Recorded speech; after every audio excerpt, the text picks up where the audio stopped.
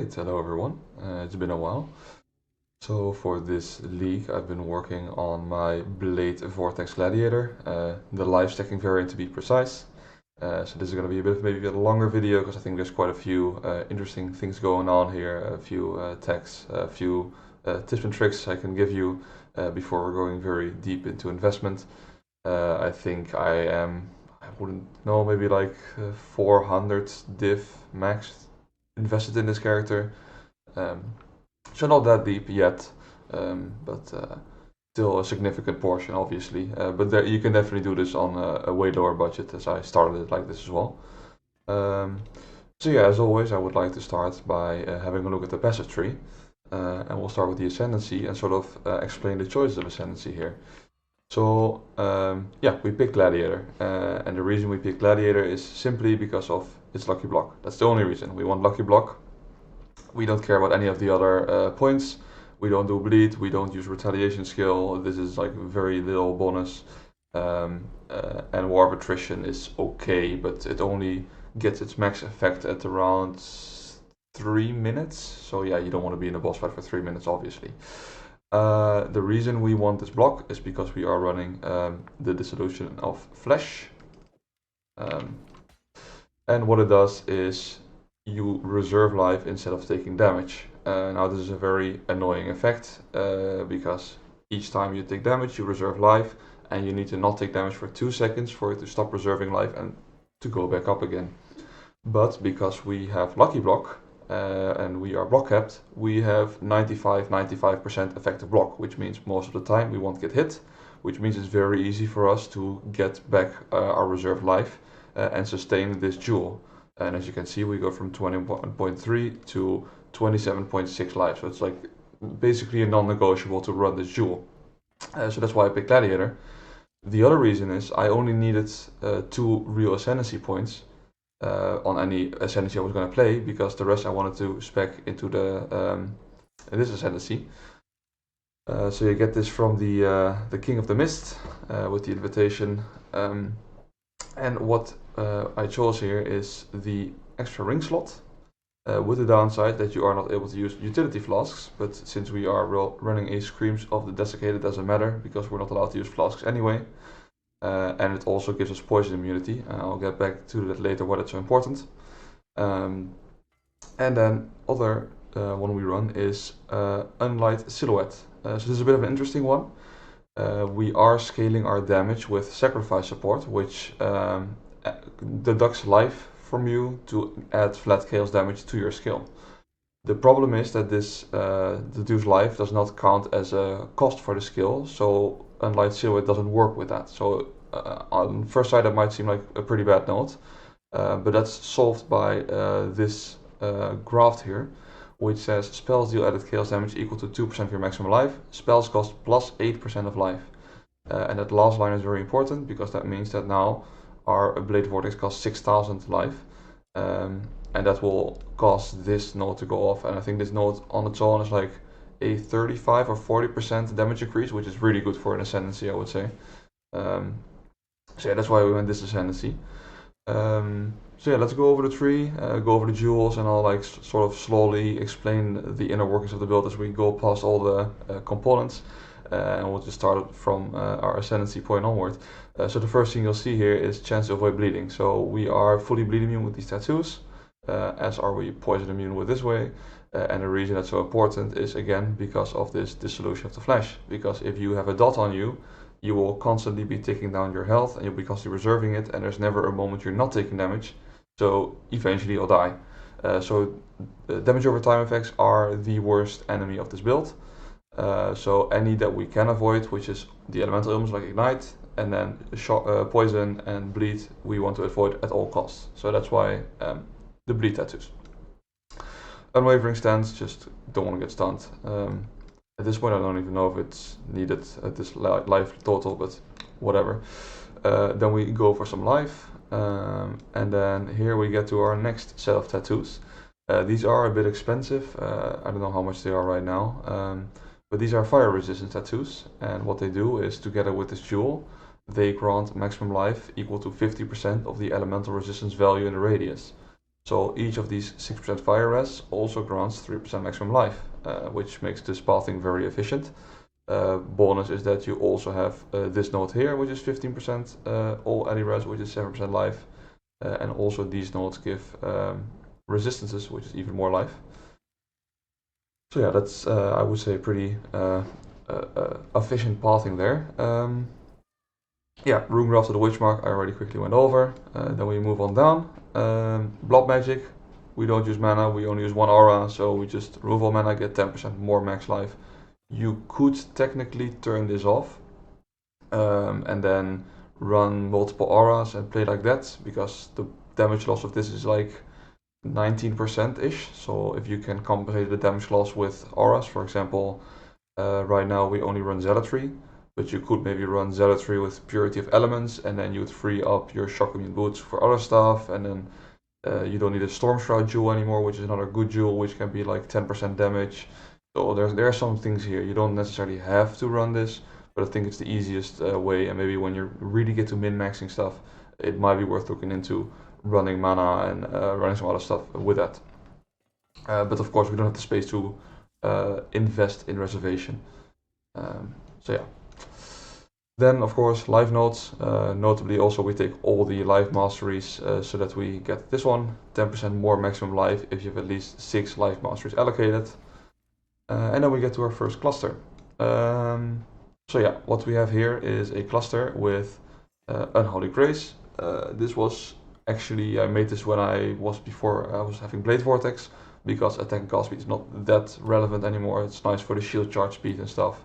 And the increased chaos damage is just additive with your already massively increased spell damage. So it's not that important. The important note here is Overwhelming Malice. Because we get 10% chance to gain Unholy Might for 4 seconds on a critical strike. Now we are crit cap, we always crit, so we always have Unholy Malice up, and what this does is that our physical is converted to chaos. And we have a 25% chance to apply Wither on hit. Now I don't think that's enough, so I have another source of that, I'll come to that a bit later. But yeah, this is very good because also your base damage from your Blade Vortex is physical. And there's another reason why that's good, is because you can get a lot of added physical with this support gem. But I'll get to that in a bit when we get to the skill gems. For now, let's focus on the passive tree. I also got a Megalomaniac. You definitely don't need this, you can just socket the good jewel in there, it's fine. The reason I added this is because I wanted a source of endurance charges to feel a bit more tanky, although at this point with this life total you don't really need it. But what this one does is I have life and more life here. And then here I have a chance for endurance charge on block, and since we're block capped, we get this really frequently.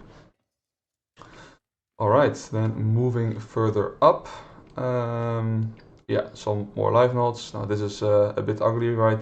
Dexterity nodes, yeah, should be fixed on the gear. I might have to recraft, but since we're like really looking for life and crit multi on all the jewelry, we're pretty limited on stats and resistances if we don't want to spend a fortune on it. So that's why for now it's solved like this. But again, this is where potentially maybe the Supreme Ostentation can come in. You can socket it here and then have Supreme Ostentation here, which means you don't have stat requirements anymore. I could free up these points, I could free up some suffixes. The downside is that you lose your benefit of strength, which also skills your Iron Will, which is still like an 8% damage increase, so it's like still pretty decent. But I digress. That's something you can look into yourself. I think if you search life stacking builds on PoE Ninja, you'll find some results of people doing that.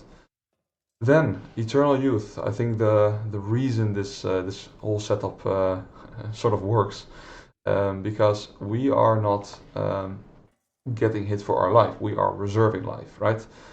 So as long as our life doesn't, or reservation doesn't go over our current life pool, this is active. And then after that it only takes 2 seconds to go active again, so it's not that bad, because we don't recast Blade Vortex that frequently, right? It's only like every 4 seconds we recast. So I'll quickly show you. If I click my Blade Vortex right now, you can see how fast this goes up again. Yeah, so the reason that is if we look at our defenses, we have 9,200 life recharge per second. It's very hard to get to this level with regen. I wouldn't recommend trying it. I would just say slap on this node, enjoy it, because we got this illusion of flash, and just use that. Very easy fix. Now what you'll also see is maybe a lot of people pathing over here because you got some extra life nodes here, some good life nodes here, stuff like that. The reason we don't is because we really want skill effect duration. It doesn't increase our damage per se in terms of numbers, but it does make the field build a lot better because our blade vortex will last longer. So yeah, that's just a lot of quality of life, because otherwise you're spamming it a lot more to try and upkeep it. Just doesn't feel great. Then we're moving up. We got our Storm Shroud, because we got shock immunity through our boots. This will give us total ailment immunity. I guess a pretty classic setup. Then we have more life nodes. Moving up even further, here we have a couple of block nodes to cap out our spell block, and some more life nodes. And again, one of those ugly dexterity nodes I should get rid of. And then lastly, we have another set of block nodes here to fix our spell block. And then another cluster. You can do anything with this. The reason what I did is I chose a Mage Hunter and Conjured Wall for spell block. The reason I did this is because then I could save a passive point here. So instead of having to take the full circle, I think I might even be able to take just this node, looking at it now. I don't know, maybe just go through the top. But yeah, saving a bit of passive points and then investing those passive points in life again seems like the most efficient, because there's not really that many classes that really do a lot for our damage. So it's mostly going to be a defensive thing.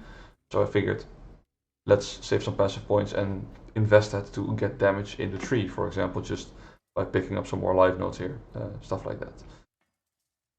Yeah, so that's basically the whole tree explained. Then we can go to the gear, starting from the weapons. So the Dark Seer, not much to it, just get +2 to max life per level. As you can see, it's not that insane, but it's still like a very big life pool. There could be a world where a influenced rare has some funny tech with AoE scaling per strength, and you are using a lot of strength, and that's why you scale more AoE. Stuff like that could be worth looking into. The only thing you'll do is sacrifice a bit of life, but it's not that much, so could be interesting looking into. For now, I just did not refine the build to that level just yet. And then the other weapon, basically the whole engine of this build, so to speak, is the Red Pit Globe. So what this does is each time you cast a spell, you sacrifice 11% of your life, which you can also partially see that there's a lot of life going, but that's fine, because even if our life reaches 0, we don't die, right? It's the reservation of life that matters. Then, increase spell critical strike chance per 100 player max life. Well, since we are stacking a lot of life, we are basically crit capped. If you are still below, I would say 25k-ish life, then this 5% is not enough to crit cap you. Then maybe getting a 6% spell shield, 6% crit chance and 6% spell damage shield might be worth it, as you can corrupt them with volatile Val Orbs and turn the 5% into a 6%. That might be worth it, but they are relatively expensive, so I can't guarantee it. You have to look at the prices. But yeah. Also, before I forget to mention real quick, there's one more benefit to this passive point, and that is that we are gaining power charge on block, which is also helping with getting crit capped. So if you don't have that as well, then a 6% shield might be even more mandatory than that. And then increase spell damage per 100 player maximum life. Well, I think that speaks for itself. We just get a bunch of increased spell damage. As for the helmet, this is just basically a stat fixer. We just got a Chaos Res fracture on there, then slammed it with some ES essences until like a decent ES pool, and then finishes suffix with some resistances. Nothing too fancy. And the reason that we are going on ES basis is because of the Apostate. Now what the Apostate does is you get a bunch of strength, nice, elemental resistances, is nice, but most importantly you get maximum life instead of maximum energy shield from your equipped armor items. So all these ES that I'm getting from all these items, they are getting, and also the shield by the way, so also if you're buying the shield, look for at least a decent ES pool, because it does help. It'll contribute. So if I were to now take off this body armor, you can see I go down to 18.8k. Not exactly fair because my scepter stops working, but I would say roughly 7,000 of my health, which is a very big portion, comes from the apostate. The other option you have is a Calm's Heart. This is like what you use before you can afford apostate. It's not nearly as good, obviously, right? Also, it doesn't count right now because I don't have the strength requirement. But yeah, I digress. This is a budget option. Then the problem is you only run a 4-link Blade Vortex, and then you run into those kinds of issues. So at this point in the league, I don't think apostate is that expensive. Let me just quickly price check before I... Yeah, it's 5 divine. It's like if you're playing this build, you should have 5 divine available. So just run apostate, forget about this body, don't run it. Then the jewelry. So here this is like sort of my fixing ring, I guess. My third ring slot I use is my ring to like fix my remaining stats. So I needed Chaos Res and I needed more dexterity.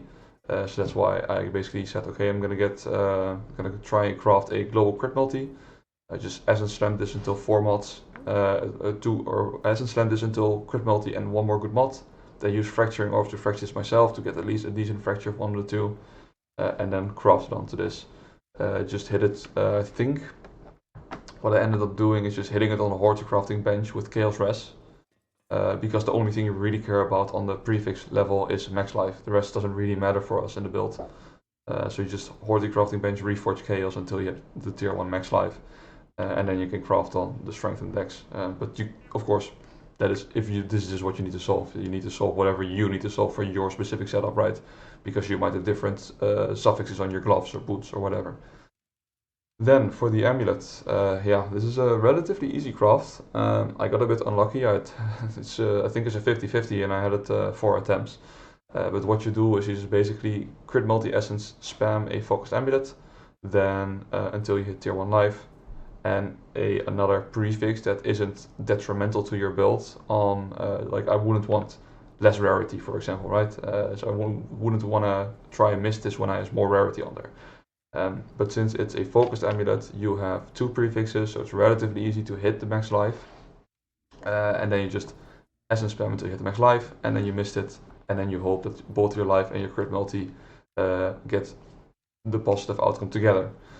Do note, of course, make sure to quality it up first with life quality so that your life is as high as possible.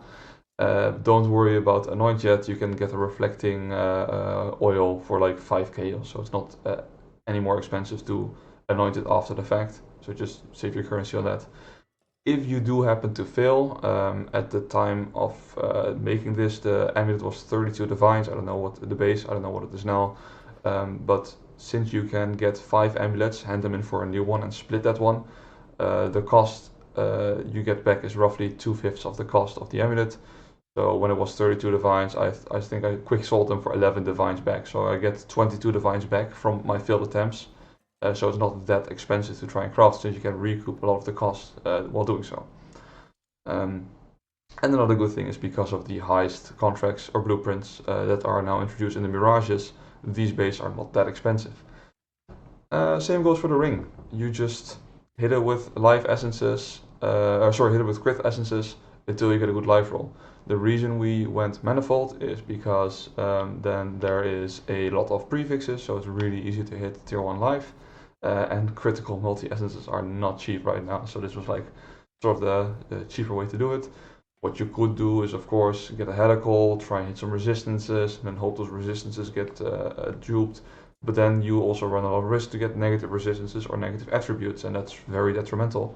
Whereas here, we don't care about evasion rating, we don't care about energy shield, we don't care about mana, we just care about life and crit multi, which makes this a relatively easy mist.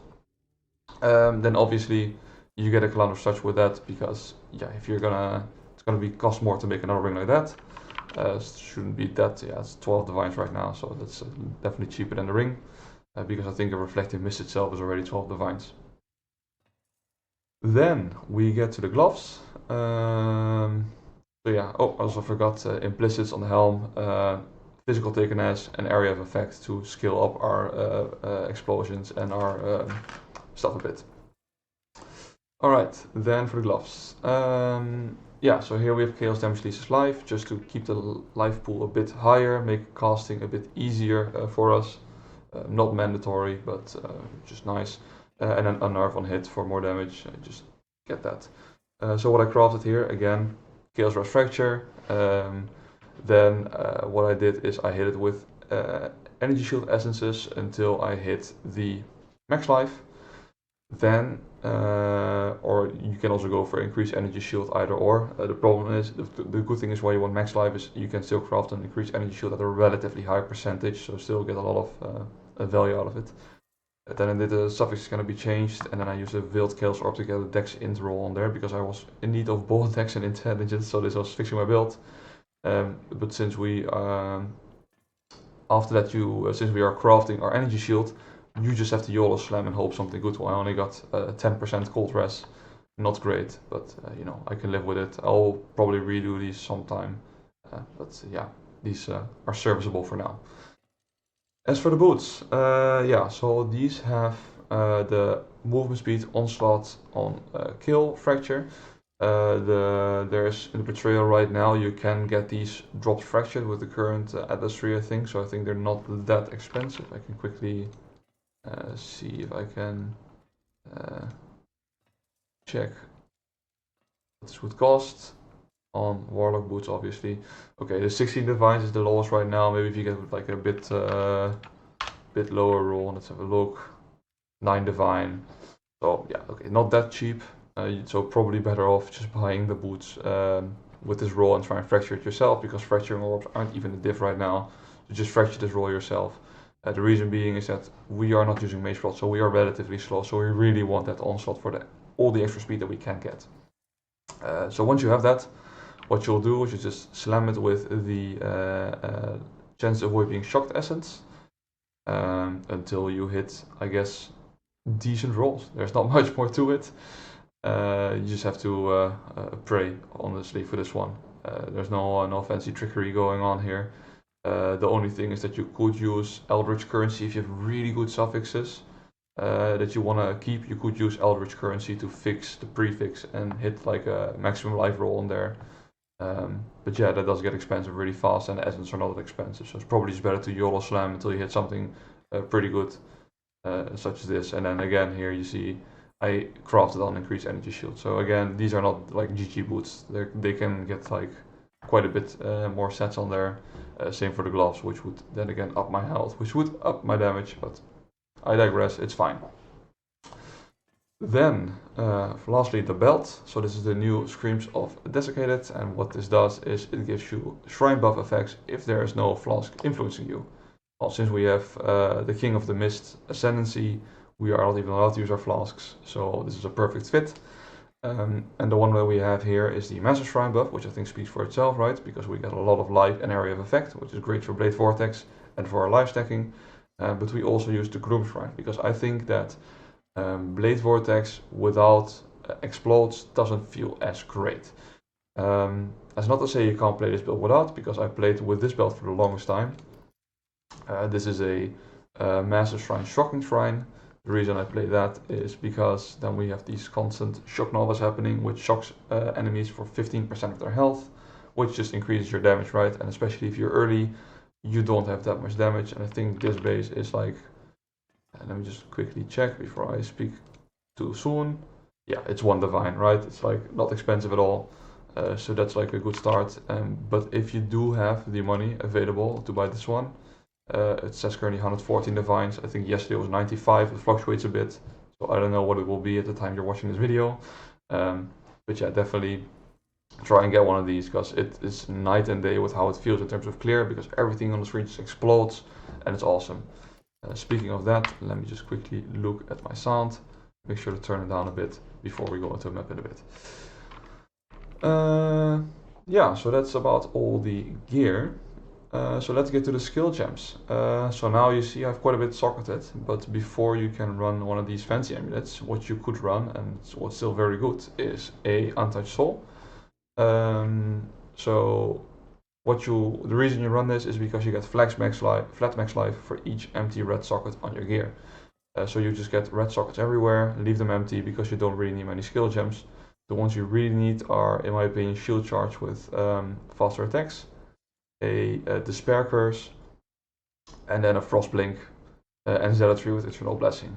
Which means you could have 1, 2, 3, 4, 5, 6, 7, 8, 9, 10, 11, 12 open sockets at 48 max life. I would not bother going for one with that's been Val Orb with this new Val Orb and then get like a little bit more max life. Just try and get that quality up with tainted the tainted currency to get the life mana modifier, the tainted catalyst to get that up, and that's perfectly fine. I got one for block spell damage because that saves me passive points, which means I can put it in more damage elsewhere. And also for both amulets, the Anoint is, I think, pretty straightforward. For any Chaos build, just the Force of Darkness for Chaos Pen. Then there's one interesting thing that you can see here, and this sort of came to my attention yesterday when watching a Pelsron video. He is doing a Blade Vortex setup as well, but he is doing one where he scales completely off his minion life. So what he is doing is he has a Spectre, which this is like a very cheapest setup. You need to like have a level 4 Empower, level 4 Companionship, and level 21. Like you need to like quality it up and everything. This was just sort of like a quick tryout for me. So you get the Spectre, and then you get what's it called? A perfect dark marionette. It's like 12C, and it automatically resummons. And then you run the Minion Pact support, which at level 4, because it's level 3, level 4, it gives you 3.2% of sacrifice minions life as extra physical damage. And then you could socket this in, for example, save you critical damage. And what happens now if I cast it? It will consume this minion, and it will buff my Blade Vortex. And that gets snapshotted. So it doesn't matter that if I recast it now and the minion is not there, it doesn't matter. It gets snapshotted as long as you keep your Blade Vortex up, you get that damage bonus. That also goes for all the life modifiers, by the way. So it's pretty good. The downside is you need to invest in minion life, because if you just run these gems and don't change anything about the tree I just showed you, it will be worse than a crit multi. So I quickly did some PoBing, checked it out a bit, saw what I could do. So we just quickly open that. So here we have our current PoB at 41.7 mil DPS.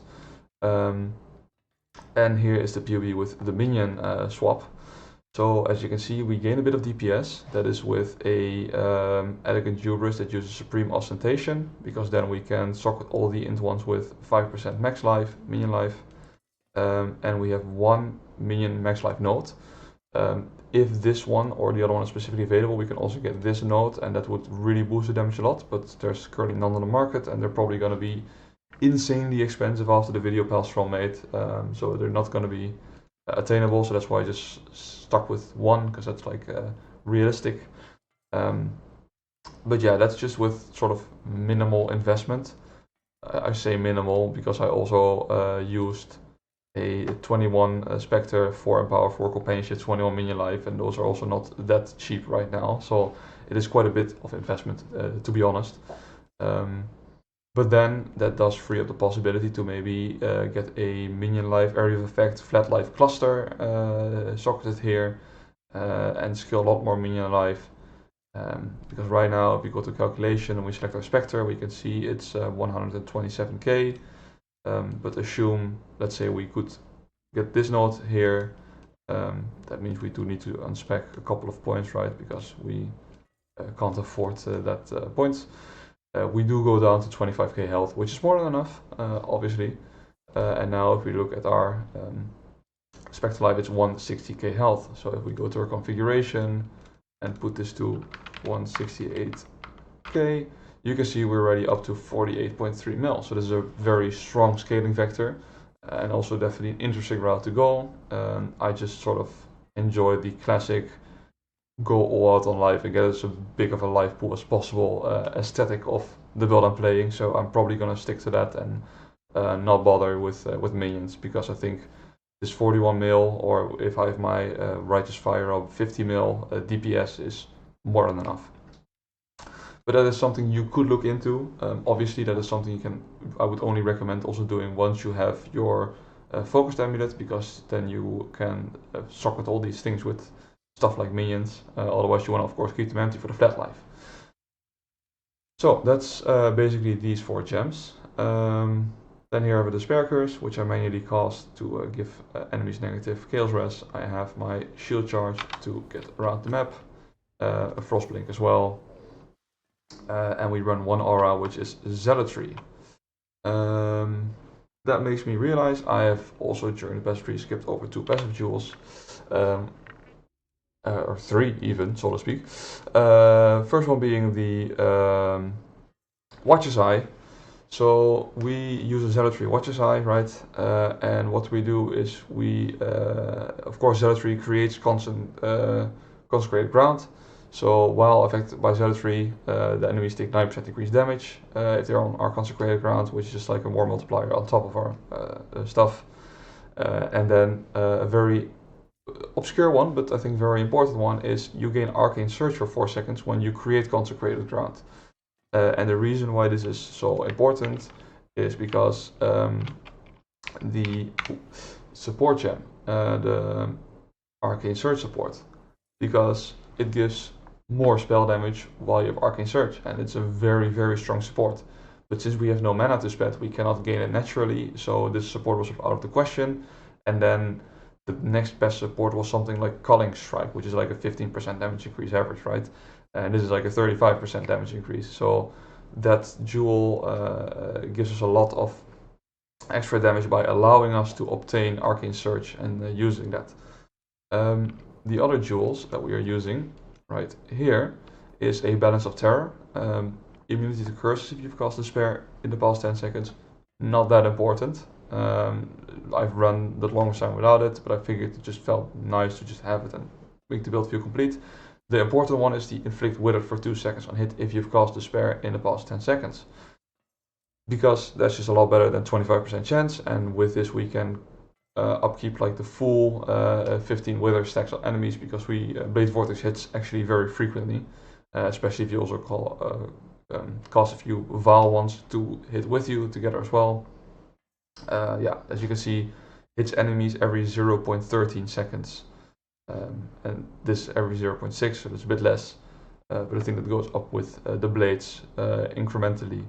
So it's not multiplicatively, but it does incrementally go up with if you're at 10 blade stacks. Not sure if the tooltip shows it. Yeah, there you go. So at 10 blades, we had at 0.12 seconds. So that's we hit roughly a bit more than 8 times per second. Wither lasts 2 seconds. So if we can get 15 Wither stacks just from this skill alone, assuming we're on the target full time, which we can face things, so we generally are. Then this one was just a regular Cobalt Jewel. This was my Corrupted Blood Jewels, also not that interesting. I think I do have all jewels covered now. Yeah, okay. Sorry for that little sidetrack. When I was speaking about Despair, I just realized I forgot to mention that. And then we use the Zealotry because it's the only really damage aura we have. And it's a pretty good one, right? We create Consecrated Ground, which enables us to get the Arcane Surge support. It gives us crit chance, it gives us more spell damage. So it's pretty solid. And then we use Eternal Blessing to make sure that we can use it, because otherwise, without that, we would be reserving over half of our life. And yeah, it's just not our half of life. This is not a great situation to be in. So that's pretty free. That's it for the skill gems. Didn't really go over the flasks, and then, or rather the supportive skill gems, and then let's go to the skill itself. So Blade Vortex. We are running a Vaal Blade Vortex. Didn't get a 2120 yet, because I think that's only like a 2% damage upgrade, and the gem is like 22 div, so it's not worth it unless you've really min-maxed all your other pieces. I wouldn't really look into that. And we are using, sadly, Vaal Blade Vortex relatively frequently, which means we cannot use the new coins to get a 7-link or pseudo 7-link on this. So that's a bit of a bummer, but you know, it is what it is. Then we have our, well, I usually run crit multi support. Also make sure to quality both of these, very important. Greater Unleash, I think, is not that expensive at all. Maybe a little bit, no, see 65 chaos. This makes it so that we gain stacks on our Blade Vortex, and because it's the greater one, we get 4 seals instead of 3, which means on one cast we get to 5 stacks, and then on the other cast we get to 10. So that's very nice. It means you don't have to cast as frequently to upkeep the full 10 stacks. Then sacrifice support, which is like the meat and bones of our flat damage, because yeah, we have a lot of increased damage with the shield, but the flat damage comes from very much from sacrifice support, besides also the passive tree from King of the Mist. So what this does is we sacrifice 20% of our current life, and we gain added chaos damage equal to 50% of the sacrificed life. Well, since we have a lot of life, we're adding a lot of flat chaos damage, which we then scale with this, with increased spell damage, and then again we wither to get even more out of that chaos damage. Void Manipulation, we just do chaos damage, so pretty no-brainer one, and same for Arcane Surge, pretty no-brainer one. Yeah, one mistake I made before is also pathing this way and going for a Pain Attunement setup and then reserving with Petrified Blood, because then you're like constantly low life. It is not bad per se, but it makes it so that you cannot use as much life from your sacrifice support. And this it doesn't matter for this. So it's an okay trade-off. It does make you a bit tankier because your physical max hit that you can take goes up by that. So it could be something to consider if you feel squishy early before making before getting like this really high life total. But it's not really needed, I would say. So yeah, with all that being said, let's do a quick showcase because there's nothing to mention on the flasks as well, we're not allowed to run any. Where is Abomination again? I think that's there we go. Just quickly run an Abomination to just quickly show how the belt feels, and I can also do a quick Black Barya to give a bit of an idea of the single target there, because that might be a good reference for people that know. Let's just take this as well. Yeah, so as you can see, we just run through everything, and then we just have the pops. Yeah, there's not much more to it. Like, it's a very straightforward build. I think the only downside of the build really is that there might be some stragglers every now and then because your AoE is not that big. But for that, of course, we have our Blade Vortex. So I'll just shoot it out. As you can see, it's just this massive blade. It just is homing. It just searches targets. It just absolutely obliterates everything. So that's the reason we're running the Val skill. And then besides that, what we also have here is Val Righteous Fire. I did not mention that earlier. The reason that's pretty good is because, of course, we can't run regular Righteous Fire because we would just be reserving all of our life. But what Val Righteous Fire does, it gives you the effect without any life cost attached. So you just get the more spell damage buff, which is good for single target. I don't really use it anymore because, yeah, I don't know, it's not needed. But yeah, as you can also see, our life barely gets reserved in these maps. Like I can also let my Blade Vortex run out real quick and just stand in a pack somewhere to show you how often we block. So each time, see, okay, now we're getting messed up. So yeah, you can't stay for too long, I guess. I think that's plenty of time to react and do something about it. Alright, on to the boss portion. So if you are low on DPS, you could do like a belt swap here and get like the shock belt effect just for the to shock the bosses and get a bit more damage. But yeah, if you just as you can see, the bosses like they melt away. Of course, sometimes if you do get like tank a big hit, use like this. You can see your life gets very much reserved, so you need to like step back a bit to allow your health to unreserve. But other than that, yeah, it's a very comfortable build, very, very, very tanky, nice amount of damage. So yeah, it's been great. Quickly show you the Black Barya as well, and then we can call it there. let's open that up. Who knows, maybe we can get a fancy belt. It's a nice little closure for the video. Alright. If you seek death, it's been great fun. I think you can scale this build up even further. I think like 100 mil damage is easily attainable, like no biggie. So we can, give yourself as you can see, so to the dots dark are like lies. something we don't really like, right? Because it's so it just doesn't stop reserving. Which it's a great build. It's great fun. I really love Life Stacker, unfortunately. So yeah. Anyway, if you made it this far, thank you for watching. If you have any questions, do leave them in the comments. I'm always happy to help and see what we can do with your build. And with all that being said, I hope you have a very nice day. Bye bye.